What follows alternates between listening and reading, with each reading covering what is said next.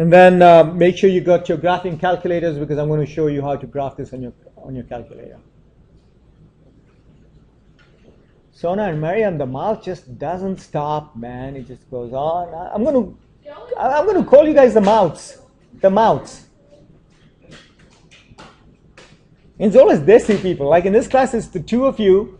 In my period 1, it is Ryan. Period 2, I'll kind of pseudo desi. She's not desi at all. At all. You're half desi kind of. Indo-Pak. Yeah. And she's not at all. What are you?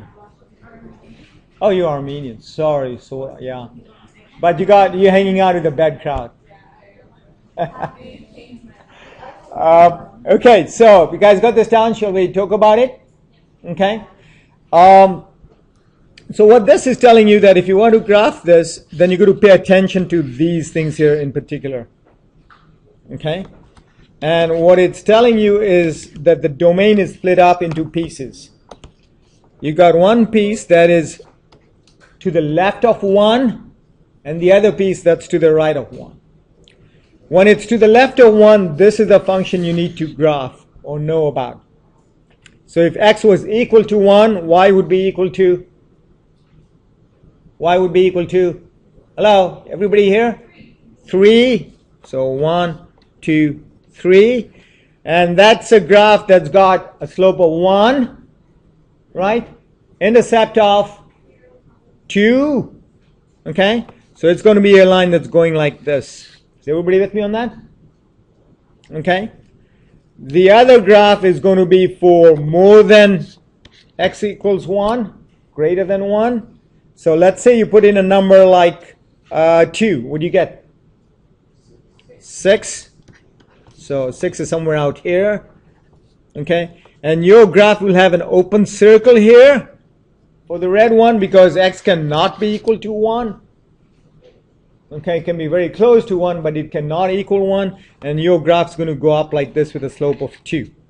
Everybody see that? I should have really drawn this a little bit more steep. Let me draw this a little bit more steep. So there's your second graph. Okay, so you can see that there are 2 pieces to the graph.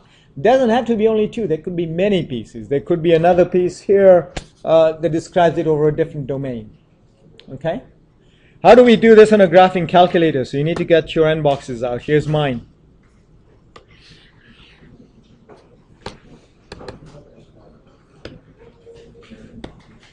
So you really want to pay attention, okay?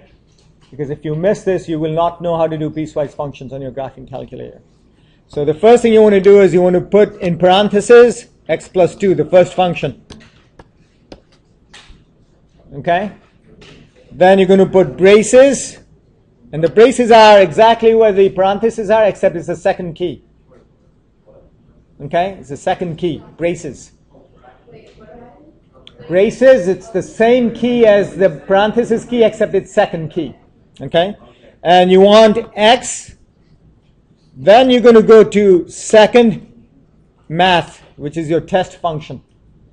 Second math, which is your test function. Do you guys see less than or equal to there? Number 6. Okay. 1, close parenthesis. Bracket. No. Braces. Braces. Okay. Next function. Parenthesis. 2x plus 2 parenthesis. And then what? Braces. Braces. And x. And then what you're going to do? Second math. Number 3 greater than 1. Braces. So everybody with me on this? And if you graph that, you shall see 2 different pieces of the graph. Let me just explain something to you on this graphing calculator, okay?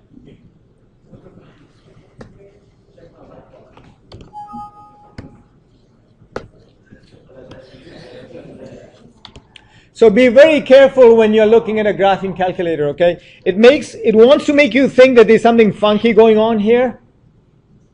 but not really. The graph should really look like this.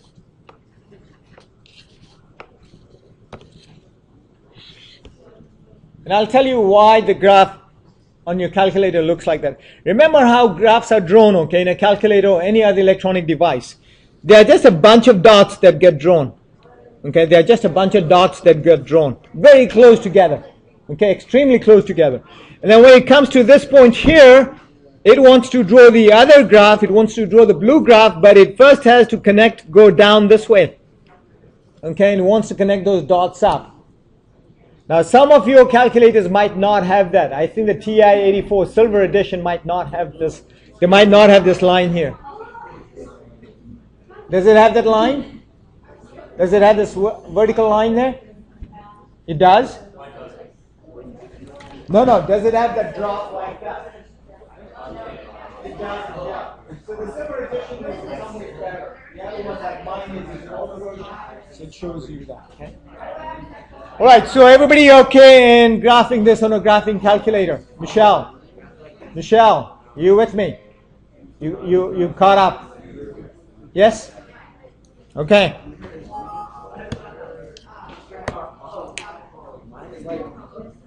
That doesn't go any farther up.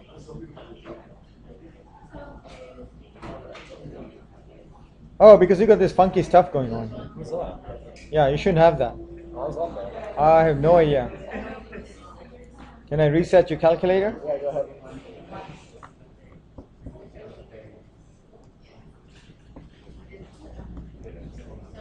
Okay, put it in again. Okay, how about function evaluation? Okay, so now I've got a piecewise function and I want to evaluate it. Okay, you guys caught up there now? Can I move on? Okay, can I move on there? Yes? Everybody caught up here? Okay, so I want to plug it in with g of -2. Notice that g has got two pieces to it. So you got to make a decision as to which piece are you going to plug it into. X is -2. Shri. Sorry? The first one, because x has got to be less than or equal to 1. So that would give you, what the F? Would give you 6. Where do you get 2 from, dude? Oh my God. Okay, how about part